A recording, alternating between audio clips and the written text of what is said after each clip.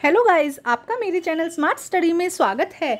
आज हम शिक्षा निदेशालय की तरफ से दी जाने वाली कार्यपत्रक नंबर 24 करेंगे, जो कि क्लास 7th की है और सब्जेक्ट है हिंदी। ये वर्कशीट 26 अक्टूबर 2021 की है। तो आइए शुरू करते हैं आज की वर्कशीट। क्या आप जानते हैं कि रक्त का हमारे शरीर में क्या कार्य होता है? उसमें कौन कौन से तत्व विद्यमान होते हैं, उनकी क्या विशेषताएं होती है? तो चलिए हम अपनी पाठ्य पुस्तक वसंत भाग 3 के पाठ रक्त और हमारा शरीर को पढ़कर इन प्रश्नों के उत्तर ढूंढने का प्रयास करते हैं।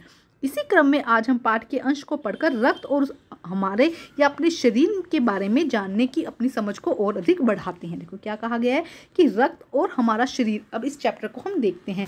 अनिल के मन में जिज्ञासा हुई। वह बोला, दीदी एक सवाल पूछूं? तो हाँ हाँ क्यों नहीं, डॉक्टर दीदी ने कहा। अनिल के मन में, हमने पिछले वर्कशीट में समझा था कि अनिल दिखाने के लिए गया था अपनी सिस्टर को। तब उसके सिस्टर ने कहा इसमें क्या है, एनीमिया है। अब देखो इसी से रिलेटेड आगे है। तब अनिल के मन में एक जिज्ञासा हुई। उसने पूछा एनीमिया से क्या मतलब है दीदी? तो यह जानने के लिए तुम्हें रक्त के बारे में जानना होगा, डॉक्टर दीदी ने कहा।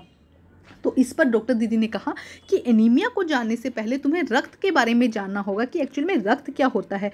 फिर बोली, अनिल देखने में रक्त लाल द्रव के समान दिखता है, किंतु सूक्ष्मदर्शी में द्वारा देखे जाने पर यह भानुमति के पिटारे से कम नहीं है।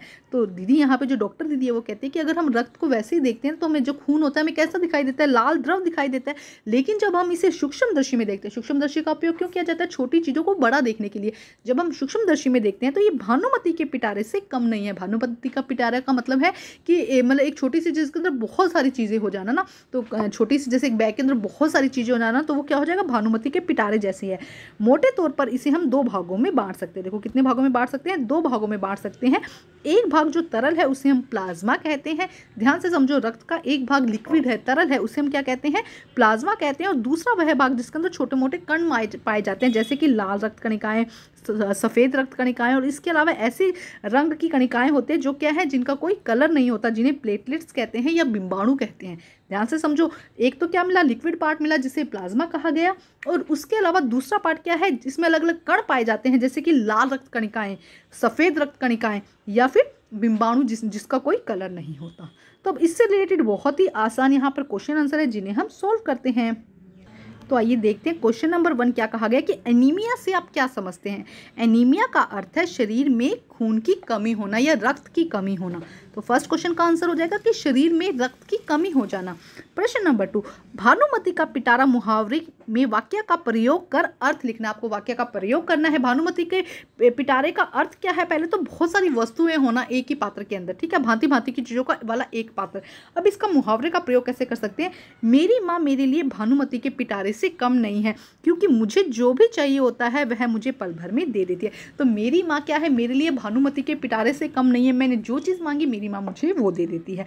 अब इसका अर्थ देखिए क्या है, बहुत तरह की वस्तुओं से भरा हुआ एक पिटारा जिसमें बहुत तरह की अलग अलग वस्तुएं होती है, या फिर आप लिख सकते हैं भांति भांति की चीज़ों वाला पात्र। प्रश्न नंबर 3 देखिए, आपके मन में अपने शरीर को लेकर कौन कौन सी जिज्ञासा पैदा होती है? आपके मन में भी अपने शरीर को लेकर कुछ जिज्ञासा पैदा होती होगी ना, जैसे कि नाखून कैसे बढ़ते हैं, इस तरह के क्या क्या क्वेश्चंस आपके मन में आते हैं उसको यहाँ पर लिखना है। तो हमारे मन में भी अपने शरीर को लेकर अनेक जिज्ञासाएं पैदा होती है, जैसे कि हमारे बाल कैसे बढ़ते हैं, बचपन में हमारे दांत टूटकर दोबारा कैसे आ जाते हैं, बड़े होने पर लड़कों की आवाज़ भारी क्यों हो जाती है। तो ये कुछ क्वेश्चन है जो हमारे मन में आते हैं। आपके मन में अगर कोई क्वेश्चन और है तो आप वो भी यहाँ पर लिख सकते हैं। अब हम करते हैं नेक्स्ट क्वेश्चन। नेक्स्ट देखो प्रश्न क्या कहा गया कि आपके मन में शरीर को लेकर कौन सी जिज्ञासा पैदा होती है। अच्छा, ये तो क्वेश्चन हमने कर लिया। अब क्वेश्चन नंबर 4 देखते हैं। सूक्ष्मदर्शी का प्रयोग कब कब किया जाता है? सूक्ष्मदर्शी का प्रयोग कब कब किया जाता है? देखो, सूक्ष्मदर्शी का प्रयोग अति सूक्ष्म चीज़ें, ऐसी चीज़ों को देखने के लिए किया जाता है जिन्हें हम आंखों से देखना असंभव है। तो ध्यान से समझो, ऐसी चीज़ों को देखने के लिए सूक्ष्मदर्शी का प्रयोग किया जाता है जिनको आंखों से देखना असंभव है, या बहुत छोटी चीज़ों के लिए, जैसे कि रक्त में प्लाज्मा और प्लेटलेट्स देखने के लिए सूक्ष्मदर्शी का प्रयोग किया जाता है। रक्त में प्लाज्मा और प्लेटलेट्स देखने के लिए हमें सूक्ष्मदर्शी का प्रयोग किया जाता है। नेक्स्ट देखो क्या है, प्लाज्मा किसे कहते हैं? प्लाज्मा खून में मौजूद एक तरल पदार्थ होता है। यह पीले रंग का होता है। इसकी मदद से सेल और प्रोटीन शरीर के विभिन्न अंगों तक खून पहुंचाता है। इसकी मदद से क्या होता है? पहले तो प्लाज्मा किसे कहते हैं कि यह रक्त में या खून में मौजूद क्या होता है, तरल पदार्थ होता है, जो और यह कैसे रंग का होता है, पीले रंग का होता है।